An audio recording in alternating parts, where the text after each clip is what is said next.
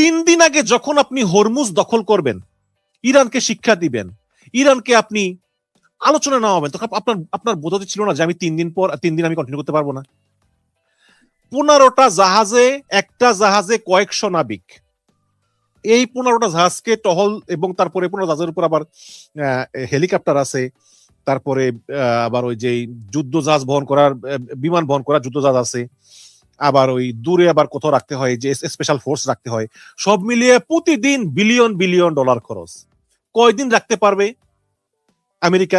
আমি আপনাদেরকে দেখাই, আমার কাছে মনে হয় ছবি আছে যে কিভাবে কারা আটকে রাখছে। আচ্ছা আচ্ছা, হ্যাঁ, দেখুন আপনি এক পাশ দিয়ে আপনি দেখুন, এই যে ছবিটা দেখুন, মানে এই এই এই আরে গেল গেল কেন, এই যে এই জায়গাটা দিয়ে হচ্ছে আমেরিকা বাদ দিয়ে রাখছে, এই যে এইভাবে আড়াআড়ি, আর এইভাবে আবার ইরান দিছে। এই ইরানের এখানে হচ্ছে ইরানের খার্গ আইল্যান্ড, ক্যাশ আইল্যান্ড, মানে ওরা বলে কাশেম আইল্যান্ড, আর এই জায়গাটা দিয়ে আবার আমেরিকা আটকে রাখছে, ওদিকে ইরান এদিকে আমেরিকা। এখন আমেরিকা তো ছেড়ে দিব, ভালো কথা, আমেরিকা বলছে আমি ছেড়ে দেবো, কোনো সমস্যা নেই আমি ছেড়ে দেবো, কিন্তু ছেড়ে দিলে কি হলো? ইরান তো ছাড়বে না। আপনারা তো ইরানের সঙ্গে কোনো আলাপ আলোচনাই করলেন না। তারা গেল ইসলামাবাদ, ভালো কথা, মার্কিন ভাইস প্রেসিডেন্ট জেডি ভ্যান্স তিনি বললেন যে আমরা বড় হৃদয় নিয়ে এসেছি। সঙ্গে ছিলেন ইসরায়েলের 2 এজেন্ট, স্টিভ হুইটকফ এবং ট্রাম্পের যে বড় মেয়ে ইভাঙ্কার স্বামী কুশনার হচ্ছে আরেকটা ইসরায়েলি এজেন্ট। ভালো কথা, আলাপ আলোচনা সব করলেন, কিন্তু ইরান বলতেছে আমরা 5 বছরের জন্য পারমাণবিক অস্ত্র বানাবো না। ট্রাম্প বলতেছে না, তোমরা 20 বছরের জন্য বানাইতে পারবে না। তখন রাশিয়ান প্রেসিডেন্ট ভ্লাদিমির পুতিন তিনি বলেছেন আচ্ছা ঠিক আছে, ইরান 20 বছরের জন্য পারমাণবিক অস্ত্র বানাবে না, তবে ইরানের কাছে যেই এনরিচড ইউরেনিয়াম গুলো আছে, সেই ইউরেনিয়াম গুলো আমরা আমাদের জিম্মায় রাখবো। হ্যাঁ, তাইলে তো হয়ে গেল, আমরা হচ্ছে তৃতীয় পক্ষ। ইরান রাজি ছিল, কিন্তু ট্রাম্প বলতেছে না, আমি রাশিয়াকে বিশ্বাস করি না, ওই পরমাণুগুলো আমাদের কাছেই থাকা লাগবে। এখন এই ধরনের কথা যখন বলে, তখন তো আসলে আর কোনো আলোচনা হয় না, তখন ইরানি দল আলোচনা না করে চলে এসেছে, এবং জেডি ভ্যান্স তিনিও আলোচনা না করেই তিনি চলে গিয়েছেন। এখন 3টা বিষয় খুবই গুরুত্বপূর্ণ।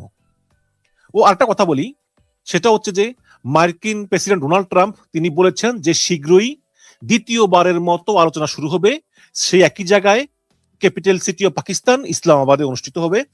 এবং একটু আগের খবর যে পাকিস্তানের যে সেনাপ্রধান, পাকিস্তানের সেনাপ্রধানের ক্ষমতা কিন্তু প্রধানমন্ত্রী চাইতেও বেশি। প্রধানমন্ত্রী শাহবাজ শরীফের ক্ষমতা সেনাপ্রধান চাইতে কম, এবং সেনাপ্রধান আসিফ মনির হচ্ছেন ট্রাম্পের খুবই আস্থাভাজন। সেই সেনাপ্রধান আসিফ মনির তিনি একটু আগে ইরানের রাজধানী তেহরানে গিয়েছেন এবং তাকে বিমানবন্দর স্বাগত জানিয়েছেন ইরানের পররাষ্ট্রমন্ত্রী আব্বাস আরাচি। এবং পাকিস্তানের প্রাইম মিনিস্টার শাহবাজ শরীফ তিনিও আরব দেশগুলো ভ্রমণ করবেন। আরব দেশ ভ্রমণ করে তিনি এই আমেরিকা এবং ইরানকে আবার একটা মঞ্চে বসানোর জন্য চেষ্টা করবেন এবং কার্যক্রম শুরু করবেন। তার মানে হচ্ছে যে ট্রাম্প আবার আলোচনায় বসতেছে। এবং গোপন সূত্রে খবর অনেকে বলতেছেন যে ট্রাম্প আসলে রিকোয়েস্ট করেছেন পাকিস্তানের সেনাপ্রধানকে যে দয়া করে তোমরা আবার আলোচনায় বসো, এছাড়া আর কোনো উপায় নাই। কারণ গতকালকে আইএমএফ, ইন্টারন্যাশনাল মনিটারি ফান্ড, সতর্ক করে বলেছে যে যদি আর 2 সপ্তাহ হরমুজ বন্ধ থাকে তাহলে সমস্ত বিশ্বের অর্থনীতি একদম ধ্বংস হয়ে যাবে, এটাকে সামাল দিতে বছরের পর বছর লাগবে। এটা কিন্তু ট্রাম্প মেনে নিতে পারে না, কারণ আমেরিকা এত প্রভাবশালী দেশ যে তাদের অর্থনীতি সমস্ত বিশ্বের অর্থনীতির সঙ্গে সম্পর্কযুক্ত। ট্রাম্প কথায় কথায় বলে আমাদের তেল আছে, আমরা তেলের সঙ্গে সম্পূর্ণ, ভালো কথা, কিন্তু সমস্ত বিশ্বে তেলের দাম বাড়লে কিন্তু আমেরিকা তো বাড়ে না। এবং ব্রিটিশ প্রধানমন্ত্রী স্পষ্ট বলেছেন স্যার কিয়ার স্টারমার যে আমি ট্রাম্পের এই নীতিকে পছন্দ করি না, কারণ ট্রাম্পের এই নীতি পৃথিবীর মানুষকে বাধ্য করেছে বেশি বেশি গ্যাস বিল দিতে, ইলেকট্রিক বিল দিতে, পানির বিল দিতে, এবং সে পৃথিবীর মানুষকে বিপদে ফেলেছে। ট্রাম্পের এই যুদ্ধ ইলিগেল যুদ্ধ, মানে অনৈতিক যুদ্ধ এবং আমি অবৈধ যুদ্ধ, আমি এর সঙ্গে নিজেকে জড়াবো না। অলরেডি ব্রিটিশ প্রধানমন্ত্রী স্যার কিয়ার স্টারমার ঘোষণা দিয়ে দিয়েছেন। এখন এই যখন অবস্থা, তখন দ্বিতীয়বার আলোচনা হবে এবং দ্বিতীয়বার আলোচনা হয়ে মানে অনেকে বলতেছেন যে দ্বিতীয়বার যে আলোচনা বসবে সেখানে হয় ইরানের সঙ্গে একটা যুদ্ধবিরতি হবে, অথবা মানে একটা পার্মানেন্ট যুদ্ধবিরতি হবে, একটা স্থায়ী যুদ্ধবিরতি, অথবা এই যুদ্ধবিরতিটা আবারও 1 মাসের জন্য এক্সটেন্ড হয়ে আর আসলে সহসা যুদ্ধ হবে না। এবং এই যুদ্ধের ফলে ইসরায়েল এবং আমেরিকার একদম মাজা ভেঙে গিয়েছে। এবং গতকালকের খবর যে সৌদি আরবের পররাষ্ট্রমন্ত্রী নাম ফয়সাল বিন সাদ বিন কি জানি, এদের তো আবার অনেক বিন বিন থাকে, এমন বড় অনেক নাম থাকে, তিনি ফোন করেছেন ইরানের পররাষ্ট্রমন্ত্রী আব্বাস আরাচিকে, বলেছেন যে ভাই আমাদেরকে দয়া করেন। কেন দয়া করব? আপনার হরমুজ প্রণালী তো বন্ধ, ইরান বন্ধ করে রাখছে। তখন ওরা করে কি, ওই সৌদি আরবের এই পাশে হইল গিয়া হরমুজ প্রণালী, আর এই পাশে হইল গিয়া লোহিত সাগরকে আবার ইংলিশে বলে Red Sea.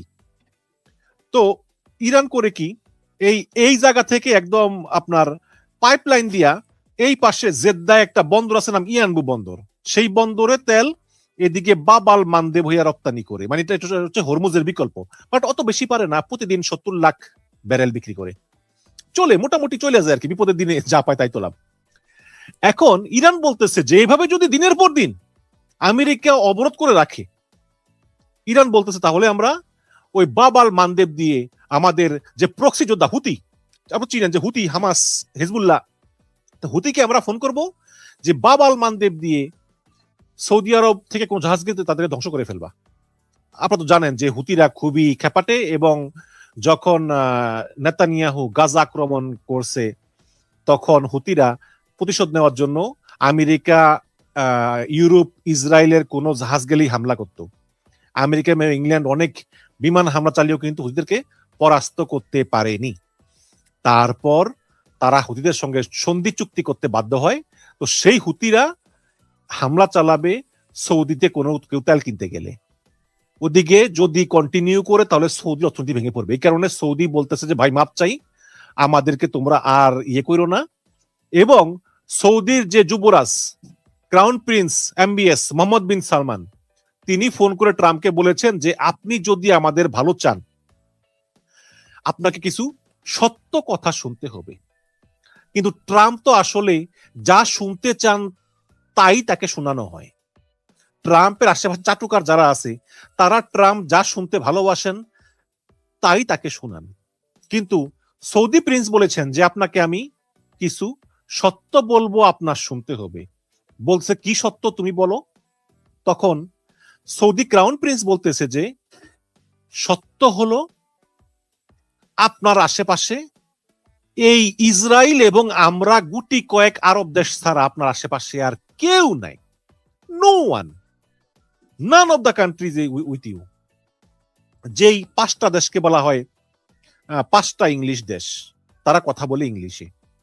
Canada, America, England, Australia, New Zealand, এই 5টা ইংলিশ দেশ, তাদের ভাষা ইংলিশ, তারা কেউই আপনার সঙ্গে নাই। তারপর ইউরোপিয়ান কান্ট্রিগুলো ন্যাটোর সদস্য, 27 কান্ট্রিজ, তারা কেউ আপনার সঙ্গে নাই। ট্রাম্প যখন হরমুজ অবরোধ করে তখন ট্রাম্প প্রতিটি ইউরোপিয়ান দেশকে বলেছিল আসো অংশগ্রহণ করো, একটা দেশও আসে নাই। ওদিকে আবার ইতালির সঙ্গে ইসরায়েলের নতুন করে আবার সমস্যা শুরু হয়েছে।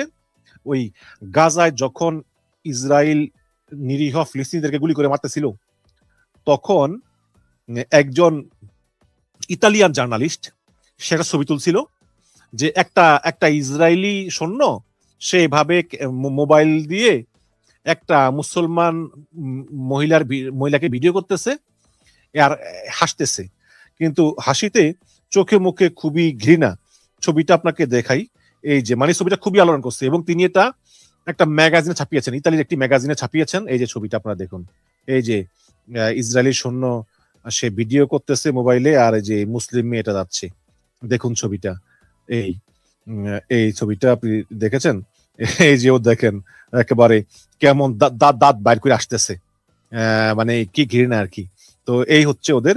এখন ইসরায়েল বলতেছে যে এটা ইতালি ইচ্ছা করে ছাপিয়েছে, কারণ তারা ইসরায়েলকে ঘৃণা করে ইসরায়েলের ক্ষতি চায়। এই হচ্ছে কি ইসরায়েলের অবস্থা। ইসরায়েল সবসময় আসলে তারা সবসময় চিন্তা করে যে কি করব আমরা, মানে ওদের শত্রু দরকার হয়, ওদের রক্ত দরকার হয়। একবার তো ইরান, এখন ইরান কে আর পারতেছে না, এখন লেবানন, বাট খুব সম্ভবত লেবাননের সঙ্গেও একটা সন্ধি চুক্তি হয়ে যাবে, কারণ লেবানন কিন্তু একটা শান্তিপ্রিয় গণতান্ত্রিক দেশ।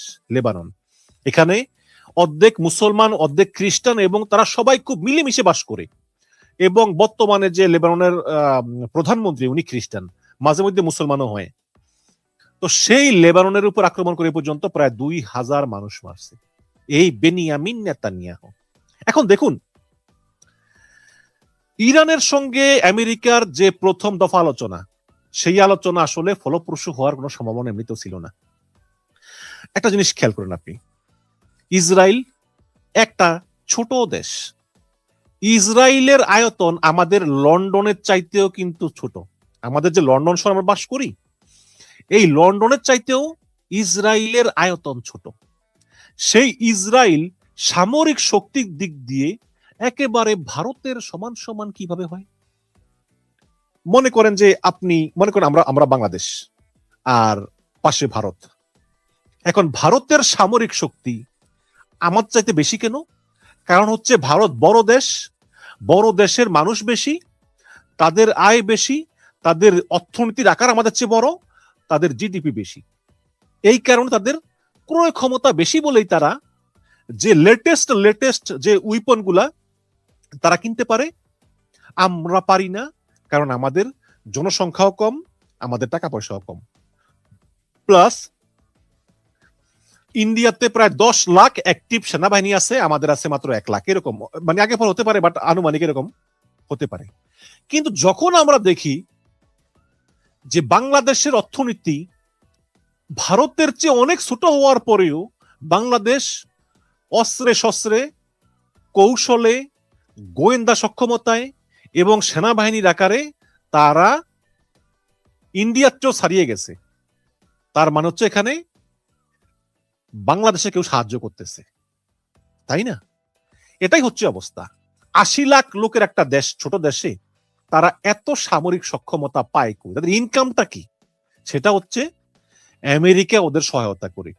এখন চুক্তি শুরু হওয়ার পরই আমেরিকা কি বলল যে এই যুদ্ধবিরতিতে ইসরায়েল ইনক্লুড না। তার মানে ইসরায়েল ইচ্ছা করলে ইরানে হামলা চালাতে পারবে।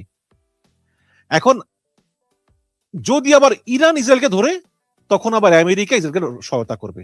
কোনো লাভ নাই তো। আমরা তো এই ছোটবেলা থেকে এই ইসরায়েল এবং আমেরিকার এই ধরনের ভন্ডামি দেখে এসেছি না? সুতরাং এগুলো না করে তারা সিদ্ধান্ত নিয়েছে যে আমরা এক চুলো আগাবো না। ট্রাম্প বলতেছে যে তোদেরকে বাসে রাখছি তো এই কারণেই। আপনারা জানেন তো এর আগে ট্রাম্প বলছিল না যে পুরো ইরানি মানে সিভিলাইজেশন ধ্বংস করে দেব, এবং সে বলছে আজকে রাতেই একটি সভ্যতার মৃত্যু ঘটবে। যদিও পরে তিনি সরে আসেন সেখান থেকে, এবং যে রাতে তিনি বিশাল বড় এক বোমা মারবেন, ইরানের সমস্ত লোক মারা যাবে, সেই রাতেই লক্ষ লক্ষ ইরানি রাস্তায় নেমে নারায়ে তাকবীর আল্লাহু আকবার বলে ধ্বনি দিয়েছিল। সেই ভিডিওটা আমার এখানে আছে কিনা আমি দেখি, না নাই, ডিলিট করে ফেলেছি। ধ্বনি দিয়েছিল।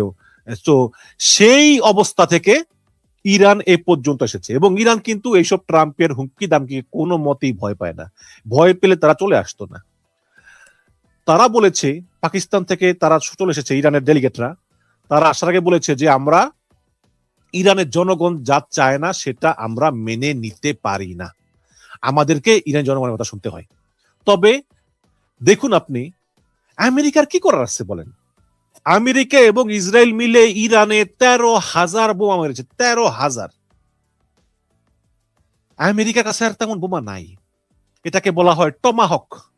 এইটার নাম হচ্ছে টমাহক ক্রুজ মিসাইল। এটা ওই বিমান থেকে ছড়ে। এই টমাহক মারতে মানে ইরানের প্রায় $270 বিলিয়ন ক্ষতি হয়েছে। তারপরে ইরান মাথা নত করেনি। ওদের প্ল্যান ছিল যে ইরানকে একদম প্রথম দিনই এমন হামলা চালাবো যে আয়াতুল্লাহ আলী খামিনি সহ একদম সিনিয়র 20-25 জন মারা যাবে। তারপর জনগণই রাস্তায় নেমে সরকার পরিবর্তন করে আমাদের পুতুল সরকার বসিয়ে ওদের তেল গ্যাসগুলো নিতে পারলেই হলো, তাই না? কিন্তু সেই যুদ্ধের 40 দিন পরে ইরানের সরকার তো পরিবর্তন হয়নি, বরং ওই সরকারের সঙ্গেই আলোচনা করতে বাধ্য হচ্ছে আমেরিকা। যদিও এর ভিতর আলী লারজানিকে মারছে, খুবই খারাপ লাগছে আমার বেচারা আলী লারজানি। এবং পাকিস্তান আলোচনা করতে গিয়েছেন পররাষ্ট্রমন্ত্রী আব্বাস আরাচি এবং ইরানের পার্লামেন্টারি স্পিকার বাকের গালিবাফ। দেখুন এগুলো আসলে মানে এত সহজ না। যেমন পাকিস্তানে টেবিলের এই পাশে বসছে মার্কিন প্রতিনিধি, এই পাশে বসছে ইরানিয়ান প্রতিনিধি, এবং ইরানিয়ান প্রতিনিধি দুজন জানে যে তাদেরকে এরা খুঁজতেছে খুন করার জন্য, এবং আলোচনা থেকে যাওয়ার পরও তারা খুন হয়ে যেতে পারে। তো এই সিচুয়েশনে কিন্তু আসলে এত সহজ না সবকিছু ইয়ে করা। তো তারপরেও তারা চলে এসেছে। এখন আমি যেটুকু বুঝি যে চীনের সঙ্গে কথা হয়েছে আমেরিকার। আমেরিকা যেমন ট্রাম্প বলছে, যেমন এই টুইটে যে বলছে যে China is very happy that I am permanently opening the strait of Hormuz and I am doing this for them and the situation never happen again, মানে এটা কখনো হবে না। They have agreed not to send weapon to the Iran. China agree করছে যে China ইরানে কোনো অস্ত্র পাঠাবে না। গত কয়েকদিন ধরেই মার্কিন গোয়েন্দা সংস্থা ট্রাম্পের কাছে বলছে যে চীন বিশাল পরিমাণে অস্ত্র গোপনে ইরানে পাঠাচ্ছে, বিশেষ করে ইরানের যে এয়ার ডিফেন্স সিস্টেম, যে ইরানের উপর কেউ বোমা বা বিমান হামলা করলে যাতে ইরান ওই বিমান ধ্বংস করে দিতে পারে। তো এটা কিন্তু প্রাথমিকভাবে চায়না অস্বীকার করেছিল। চায়না বলছে না, আমরা এগুলো পাঠাই না, আমরা কাউকেই অস্ত্র দিই না। এখন এটা তো স্বীকার করবে না, এটা কেউ পাঠালেও তো কেউ স্বীকার করে, তাই না? কিন্তু ধারণা করা হচ্ছে যে আসলে চায়না ঠিকই অস্ত্র পাঠাচ্ছে। এখন আজকে ট্রাম্প বলতেছে যে আমি ফোনে কথা বলেছি চায়না প্রেসিডেন্ট শি জিনপিং এর সঙ্গে, তিনি বলেছেন তিনি অস্ত্র পাঠাবেন না। এখন আমার মতে ট্রাম্প যখন ফোন করেছিল চায়নাকে, তখন চায়না বলেছে ঠিক আছে আমরা অস্ত্র পাঠাবো না, কিন্তু আপনিও আর এই যুদ্ধ চালিয়ে যেতে পারবেন না। যদি আপনি সম্মত হন তাহলে আমরা আর সেখানে অস্ত্র পাঠাবো না। তখন ট্রাম্প বলছে যে ঠিক আছে আমি সম্মত, আমি আসলে আর যুদ্ধ করব না। এই হচ্ছে গিয়ে কথা। এবং যেহেতু ট্রাম্প বলেছেন, যে ফক্স নিউজকে বলেছেন ট্রাম্প যে যুদ্ধ অলরেডি শেষের পথে। যারা এই মতো জয়েন করেছেন তাদেরকে জন্য বলি যে প্রেসিডেন্ট ট্রাম্প তিনি কথা বলেছিলেন চীনের প্রেসিডেন্ট শি জিনপিং এর সঙ্গে, এবং সেখানে কথা বলে দেখি আমি ডোনাল্ড ট্রাম্পের ট্রুথ সোশ্যালে আর কোনো আপডেট আছে কিনা।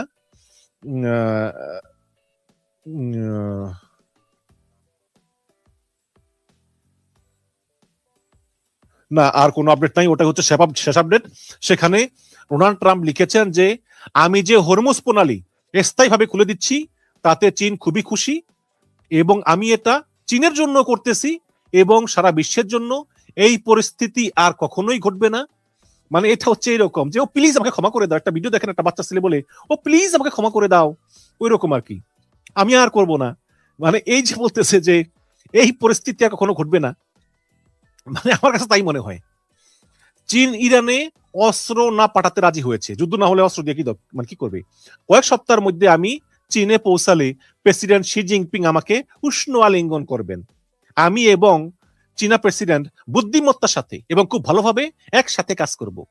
এটা কি লড়াইয়ের চেয়ে ভালো না? অবশ্যই ভালো। কিন্তু মনে রাখবেন প্রয়োজনে আমরা লড়াই করতেও প্রস্তুত, এবং আমরা যখন লড়াই করি অন্যের চেয়ে আমরা ভালোই লড়ি। তো এটা করে আসলে আমার মনে হয়েছে যে আসলে ট্রাম্প নতি স্বীকার করেছেন, এবং ট্রাম্পের আসলে আর কিছুই করার নাই। ট্রাম্প একদম হার মেনে গিয়েছেন। কারণ ট্রাম্প বলতেছিলেন গত পরশুদিন যে হরমুজ দিয়ে কেউ যাতায়াত করতে পারবে না, কেউ না। তারপরের দিন আবার এই অবস্থান থেকে সরে এসে বলতেছেন যে হরমুজ দিয়ে শুধু তারাই যাতায়াত করতে পারবে যারা মানে নিরপেক্ষ, যারা আরব দেশ থেকে তেল গ্যাস কিনে। হরমুজ দিয়ে মানে যারা ইরান থেকে তেল কিনবে বা ইরানি জাহাজ, সেগুলো যাতায়াত করতে পারবে না। তার মানে হচ্ছে শর্ত সাপেক্ষে যাতায়াত করতে পারবে। ট্রাম্প পুরা বন্ধ করে দিয়েছেন। তারপরেও একটি চীনা জাহাজ নাম হচ্ছে লিটল রোজ একদম মানে মার্কিন জাহাজের নাকে ডগা দিয়ে চলে গিয়েছেন, কিছুই করতে পারেনি। তাহলে দেখেন, প্রথম দিন বলছে যে হরমুজ পুরা ব্লক, কেউ যেতে পারবে না, পুরা ব্লক করে দিয়েছে তিনি হরমুজ প্রণালী। আমি একটু আগে দেখিয়েছি, বাট যারা যারা দেখেননি তাদেরকে আবারও দেখাই যে পুরোপুরি ব্লক করে দিয়েছে হরমুজ প্রণালী। যেমন এই যে দেখেন এই এই যে এখানে দেখা যায়, এই যে হরমুজ প্রণালী দেখেন আপনি, এই যে আমেরিকা ব্লক করছে এই জায়গা দিয়া, আর ইরান ব্লক করছে এই জায়গা দিয়া। তো আমেরিকার ব্লককে তারা পুরোপুরি বন্ধ করে দিয়েছে, বলতেছে যে একটা জাহাজও যাবে না। এই হচ্ছে পরশু দিনের। গতকালকে আবার সুর চেঞ্জ করে বলেছে যে শুধু ইরানের সঙ্গে সম্পর্কিত জাহাজগুলি যেতে পারবে না, বাকিগুলো যাবে। আজকে আবার বলতেছে আমি হরমুজ প্রণালী খুলে দিচ্ছি। ভাই, আপনি তার একটা কথার সঙ্গে একটা কথার কোনো মিল পান না তো। এই হচ্ছে গিয়ে মার্কিন প্রেসিডেন্ট, যাকে জনগণ ভোটে নির্বাচিত করেছে। আমার মাঝে মধ্যে আমার বোধগম্য হয় না যে কি ধরনের লোকগুলো যে এইরকম একটা লোককে প্রেসিডেন্ট নির্বাচিত করলো। তো এভাবে এক কথা বলে, অর্থাৎ মানে চেয়েছিল যে চীন যাতে ইরান থেকে তেল কিনতে না পারে এবং ইরানকে প্রেসার দেয়, এজন্যই আসলে হরমুজ অবরোধ করেছে আমেরিকা। করে কিন্তু তারা রাখতে পারেনি। আজকে চীন বলতেছে যে ঠিক আছে, আমরা ইরান অস্ত্র দেব না, কিন্তু কিন্তু তুমি আসলে এই যুদ্ধ বন্ধ করতে হবে, তুমি আর এই যুদ্ধ চালাতে পারবে না। এখন ট্রাম্প চিন্তা করছে যে আমি তো রাগের মাথায় বইলা ফেলাইছি যে আমি হরমুজ অবরোধ করছিও, আমাদের 15টা যুদ্ধ জাহাজে হাজার হাজার ক্রু, মানে কি পরিমাণ খরচ, আমরা তো রাখতে পারবো না। মানে আমরা তো অবরোধ রাখতে পারবো না, এই কারণেই ট্রাম্প রাজি হয়ে গিয়েছে। গতকালকে ব্রিটিশ টেলিভিশনের স্কাই নিউজের সামরিক এক্সপার্ট জন বেল বলেছেন যে রণতরী সহ যে জাহাজগুলো আমেরিকা হরমুজ জড়ো করেছে এভরিডে, এর পেছনে আমেরিকার কয়েক বিলিয়ন ডলার খরচ হচ্ছে। এরপর তিনি বলেন কিন্তু ইরান কিছুই করতেছে না। যেমন হরমুজের যে জায়গা দিয়ে আমেরিকা অবরোধ করেছে ওই জায়গা দিয়ে একটু পর পর জাহাজ, এভাবে 15টা জাহাজকে নির্দিষ্ট দূরত্বের পর পর পর পর রাখছে। কিন্তু ইরান যে জায়গা দিয়ে অবরোধ করেছে সেখানে কিছুই নেই, কোনো শিপ নাই, কোনো মেরিন সেনা নাই, কোনো টহল বোট নাই, কিচ্ছু নাই। তাহলে এটা অবরোধ হলো কিভাবে? অবরোধ হচ্ছে যে ইরান লাইন এঁকে দিয়েছে যে এই জায়গা দিয়ে কেউ গেলেই উপর থেকে ক্ষেপণাস্ত্র মেরে ওই জাহাজ ধ্বংস করে ফেলা হবে। তার মানে হচ্ছে ইরানের কিচ্ছু করার দরকার নাই, ইরান শুধু নিজ দেশে চুপচাপ বসে থাকলেই হবে, আর কিছু করার নেই। আর আমেরিকা 15টা জাহাজ এনে মিলিয়ন বিলিয়ন ডলার খরচ করে এই হরমুজকে অবরোধ করবে। কাজেই দেখেন তাহলে আমেরিকা এভাবে কতদিন এই বিলিয়ন বিলিয়ন ডলার খরচ করতে পারবে? আমেরিকা ধনী দেশ, বাট প্রতিদিন এইভাবে বিলিয়ন বিলিয়ন ডলার খরচ করা কয়দিন সম্ভব আমাকে বলেন তো? সম্ভব না তো। এবং অনেকে বলতে পারেন যে ভাই, যদি এই জাহাজগুলো না যায় তাহলে তো ইরান না খেয়ে মরবে, কারণ ইরান তো শুধু তেল যায় না, এই প্রণালী দিয়ে তো খাদ্য যায়, বস্ত্র যায়, যেগুলো ইরানও কিনে থাকে। কিন্তু কিছুক্ষণ আগে আপনার এই অধ্যাপক মারান্ডি বলেছিলেন যে ইরানের সঙ্গে 7টা দেশের বর্ডার আছে, 7টা দেশের বর্ডার। ইরান তো খুব বড় দেশ। ইরানের সঙ্গে পাকিস্তান, আফগানিস্তান, ইরাক, তুরস্ক, তুর্কমেনিস্তান, আজারবাইজান, আর্মেনিয়া, এই 7টা দেশের বর্ডার আছে। এবং ইরান চাইলেই এই দেশগুলোর থেকে খুব সহজেই জিনিসপত্র কিনতে পারবে, সড়ক পথে কিনবে রে ভাই, কোনো সমস্যা হবে না। এবং তিনি আরো বলেছেন যে খাদ্যে ইরান 80% স্বয়ংসম্পূর্ণ, মানে ইরানের যে খাদ্য দরকার হয় তার 80% ইরান নিজে উৎপাদন করে। কারণ এই ধরনের যুদ্ধের প্রস্তুতি ইরান 30 বছর আগে থেকেই নেওয়া শুরু করেছিল। এই কারণেই ইরানের সবগুলো ক্ষেপণাস্ত্র, অস্ত্রাগার সব পাহাড়ের অনেক অনেক নিচে।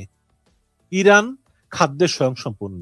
ইরানে বিশ্বের বড় বড় অস্ত্র কারখানা, অস্ত্রাগার, টেকনোলজি ইউনিভার্সিটি সব জায়গায় এগুলো আছে। সুতরাং ইরান ইচ্ছা করলেই এই প্রতিবেশী দেশগুলো থেকে তারা খাদ্য কিনতে পারবে। এখন প্রশ্ন করতে পারেন যে ভাই, যদি আমেরিকা প্রতিবেশী দেশগুলোকে বলে যে তোমরা ইরানে খাবার বিক্রি করো না, যদি আমেরিকা বলে যে তোমরা ইরানে খাবার বিক্রি করো না, ধরে নিলাম মানে আমেরিকা বললো, তাহলে হতে পারে ইরাক, তুরস্ক, পাকিস্তান, আফগানিস্তান, আজারবাইজান, আর্মেনিয়া এরা খাবার নাও বিক্রি করতে পারে। কিন্তু তুর্কমেনিস্তান হচ্ছে রাশিয়াপন্থী একটি দেশ এবং তারা আমেরিকাকে শত্রু বলে গণ্য করে। তারা তো ঠিকই খাদ্য পাঠাবে ইরানে, পাঠাবে তো। সুতরাং এই হরমুজ প্রণালী মাসের পর মাস অবরোধ করে রাখলে আমি মনে করি যে হয়তোবা কিছু দাম বাড়তে পারে, কিন্তু এর বাইরে ইরানের আসলে কোনো দুর্ভিক্ষ হওয়ার কোনো সম্ভাবনা নাই। ইরান খাদ্যে স্বয়ং সম্পূর্ণ। তো এটাই হচ্ছে ইরান, একটা দেশ পরিপূর্ণভাবে তারা নিজেরা স্বয়ংসম্পূর্ণ, নিজেরাই সকল মিসাইল বানায়, নিজেরাই পারমাণবিক অস্ত্র বানায়, নিজেরাই ক্ষেপণাস্ত্র বানায়, নিজেরাই ড্রোন বানায় এবং নিজেরাই তাদের নেভিগেশন টেকনোলজি ইউজ করে সবকিছু, এবং চীনা কিছু টেকনোলজি তারা ইউজ করে, কিন্তু আমেরিকার না। এই ওদিকে আবার রাশিয়ার সঙ্গে কিন্তু ইরানের সরাসরি জাহাজ চলাচল করে কাস্পিয়ান সাগরের ভিতর দিয়ে। হ্যাঁ, কাজেই ভৌগোলিকভাবে ইরান খুবই সুবিধাজনক অবস্থায় আছে। তো এই কারণেই ইরান অনেক আগে থেকেই অনেক লম্বা সময় ধরে এই অবরোধ খেলার প্রস্তুতি তারা নিয়েই রেখেছে, এবং যুদ্ধ শুরু হওয়ার পরে কিন্তু আপনারা জানেন যে ইরান হরমুজ প্রণালী বন্ধ করে দেয়। তখন ইরানের জাহাজগুলো খুব সহজেই যাতায়াত করতে পেরেছে। উল্টা ট্রাম্প তখন ইরানের উপর থেকে নিষেধাজ্ঞা তুলে নিয়েছিল যাতে ইরান আরো বেশি তেল বিক্রি করতে পারে এবং তেলের দাম কম থাকে। ট্রাম্প তখন ইরানের জাহাজগুলোকে অবরোধ করেনি, ঠিক আছে, কারণ ট্রাম্প চেয়েছিল যে তেলের দাম যাতে না বাড়ে। এবং এই যুদ্ধের 1.5 মাস পার হয়ে গেছে এবং 1-2 সপ্তাহের মধ্যে অনেক দেশের তেল ফুরিয়ে যাবে, অনেক দেশের তেল ফুরিয়ে যাওয়ার মতো অবস্থা তৈরি হবে। আবার যারা কিনতে চাইবে তারা অনেক দাম দিয়ে কিনতে হবে। যেমন আমরা যে তেল ব্যবহার করি, হ্যাঁ, আমরা যে তেল ব্যবহার করি এই তেলটা আসলে 1-1.5 মাস আগে অর্ডার দেওয়া। এই তেলটা 1-1.5 মাস আগে অর্ডার দেওয়া, এটা নিউজ খুঁজতেছি, আচ্ছা হ্যাঁ পাইছি। এই তেলটা আপনার 1-1.5 মাস আগে অর্ডার দেওয়া, আমরা যে তেল এখন বাংলাদেশে ইউজ করতেছি।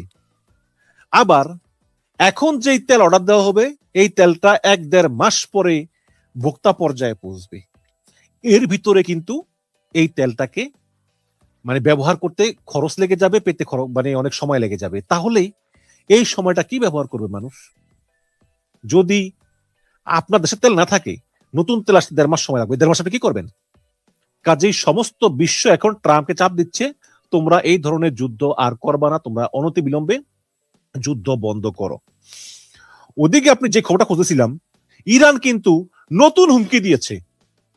কি হুমকি দিয়েছে? ইরান নতুন একটা হুমকি দিয়েছে। তারা বলেছে যে আমরা বিশ্বের সমস্ত ইন্টারনেট অকেজো করে দেব।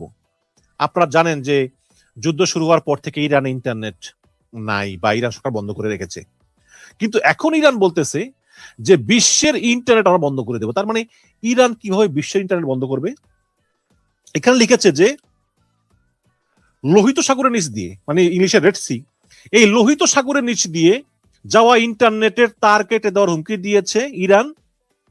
ইরান বলতেছে যে আমরা ডুবুরি পাঠিয়ে লোহিত সাগরের নিচ দিয়ে, আপনারা জানেন যে ইন্টারনেট কেবল আছে, সাগরের একদম তল দিয়ে তারে তারে আসে।